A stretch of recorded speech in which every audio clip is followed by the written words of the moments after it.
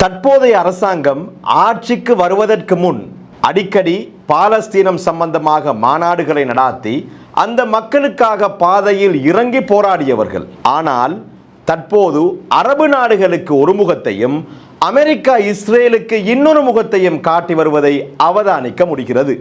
இஸ்ரேலுக்கு எதிராக செயற்படும் இளைஞர்கள் பிடிஐக்கு கீழால் கைது செய்யப்படுகிறார்கள். அப்படியாக இருந்தால் தற்போதைய அரசாங்கம் அமெரிக்காவின் பிடிக்குள் சிக்கியிருப்பதாக நீங்கள் நினைக்கிறீர்களா?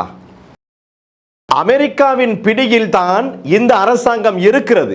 இது இடதுசாரி முலாம் பூசப்பட்ட புதிய லிபரல் அரசாங்கம். இது வெறுமனே யுஎஸ் பகடை ஒன்று.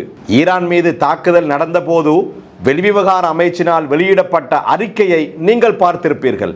மத்திய கிழக்கில் ஏற்பட்டிருக்கக்கூடிய அசாதாரண சூழ்நிலையால் நாம் மிகவும் கவலை அடைந்துள்ளோம். அசாதாரண சூழ்நிலை என்றால் என்ன? வயிற்று வலியா?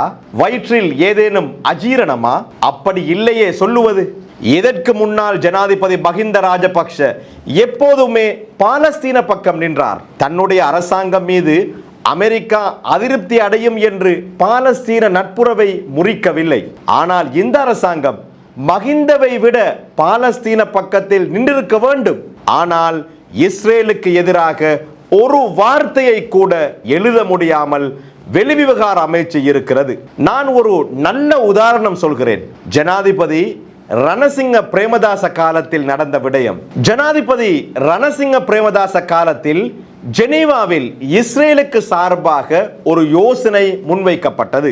அதற்கு சார்பாக வாக்களிக்க இஸ்ரேல் உலக நாடுகளை ஆர்வப்படுத்தியது.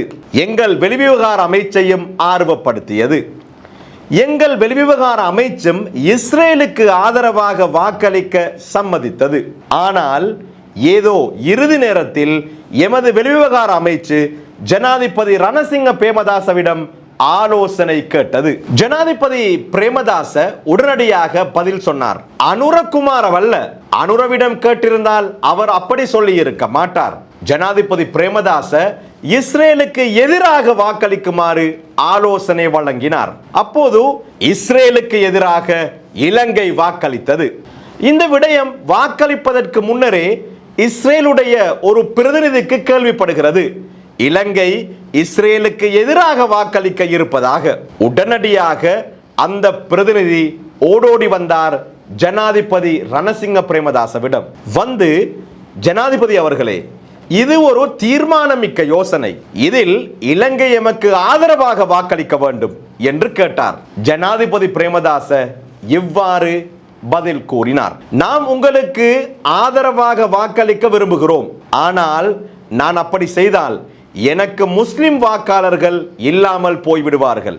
எனக்கு இந்த கதிரையில் தொடர்ந்து அமர முடியாமல் போய்விடும். உங்கள் இனத்தவர்கள் இந்த நாட்டில் இல்லை. எனவே அவர்களுடைய வாக்குகள் எனக்கு கிடைக்காது. எனக்கு முஸ்லிம்களின் வாக்குகள் தான் கிடைக்கும். எனவே நான் எவ்வளவு விரும்பினாலும் உங்களுக்கு சாதகமாக வாக்களித்து என்னுடைய வாக்குகளை இல்லாமலாக்க நான் விரும்ப மாட்டேன். எனவே என்னை மன்னித்து விடுங்கள், என்னால் முடியாது என்று திடமாக கூறினார். அது ஒரு தந்திரமான பதில்தான். ஆனால் ஒரு தந்திரமான பதிலை வழங்கியாவது ஜனாதிபதி ரணசிங்க பிரேமதாச பாலஸ்தீன பக்கத்தில் நின்றார். இப்போது இந்த அரசாங்கத்துக்கு அப்படி ஒரு முதுகெலும்பு கூட உள்ளதா? எப்போதும் பாலஸ்தீன பக்கத்தில் நிற்கும் முதுகெலும்பு மஹிந்த ராஜபக்ஷவுக்கு இருந்தது. ரணசிங்க பிரேமதாசவுக்கு அந்த முதுகெலும்பு இருந்தது. இந்த அரசாங்கத்திற்கு முதுகெலும்பு எங்கே உள்ளது? இந்த நாட்டு முஸ்லிம்களும் வாக்குகளை அள்ளி அள்ளி வழங்கினார்கள் தானே. கொடுத்ததற்கு இப்போது தெளிவாக விளங்கவில்லையா? இந்தியாவுடன் பாதுகாப்பு ஒப்பந்தம் செய்தனர். வருடா வருடம் பாகிஸ்தானுடன் செய்யும் ராணுவ பயிற்சிகள் நிறுத்தப்பட்டுள்ளன. யுத்த காலத்தில் நட்புறவோடு கடுமையாக உதவி செய்தது பாகிஸ்தான் தான். யுத்த காலத்தில் இந்தியா எமக்கு அப்படியொன்றும் உதவவில்லை. பாகிஸ்தான் உதவியது. ஆனால் இன்று பாதுகாப்பு ஒப்பந்தம் பாகிஸ்தானுடன் அல்ல, இந்தியாவுடன். எனவே இந்த அரசாங்கம் முன்னைய வலதுசாரிகளை விட மோசமாக சோரம் போயுள்ளது. அதன் மூலம் இந்த நாட்டு மக்கள் கடந்த ஜனாதிபதி தேர்தலில் கடுமையாக ஏமாற்றம் அடைந்துள்ளனர்.